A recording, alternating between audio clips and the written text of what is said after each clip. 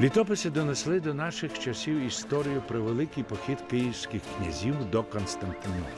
Спочатку Аскольд і Дір збиралися до Царгорода служити візантійському імператору. Але осівши в Києві і відчувши свою силу, Аскольд і Дір наважилися оголосити себе ворогами Візантії. Вони спорядили 200 кораблів і рушили Дніпром до Чорного моря. Увійшли в Босфор, спустошили вогнем і мечем його береги і взяли в облогу Константинополь. Візантійський імператор Михайло III у цей час воював з агарянами. Почувши про небезпеку, яка загрожує його столиці, він поспішив до Константинополя. Перемогти ворога він навіть не сподівався і покладав надію лише на диво. І воно сталося.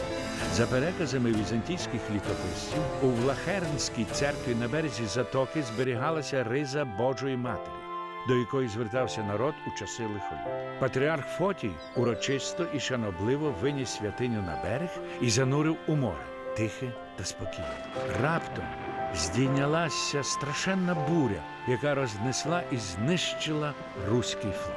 Візантійські джерела стверджують, що варязькі язичники після цього випадку відрядили послів до Константинополя з проханням про святе хрещення. Окружна грамота патріарха Фотія є достовірним підтвердженням того, що недавні люті вороги імперії облишили поганство і прийняли християнство. 879 року в Новгороді помер Рюрик. Після 15 років правління він передав владу над північними землями і опіку над малолітнім сином Ігорем своєму родичеві Олегу. 882 року Олег зібрав військо з варягів та північних слов'ян і вирушив на південь.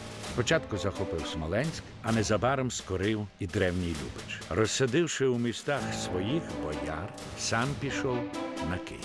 Новгородський князь знав, що в Аскольда й Діра велике військо, а самі вони хоробрі воїни. Тому вдався до хитрощів.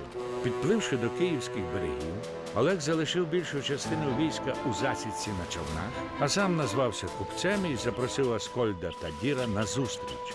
Ті прийшли, але на березі їх оточили Олегові воїни. Вийшовши наперед, він сказав: «Ви не князі і не знаменитого роду, а я князь». І, показавши Ігоря, додав: «Ось син Рюриків». Аскольда й Діра вбили на місці. Так від імені юного Ігоря в Києві почав правити Олег. «І буде Київ матір'ю його родів руського», – сказав князь. Це був 882 рік, коли під владою одного князя об'єдналися північні та південні землі, створивши нову державу – Київську Русь.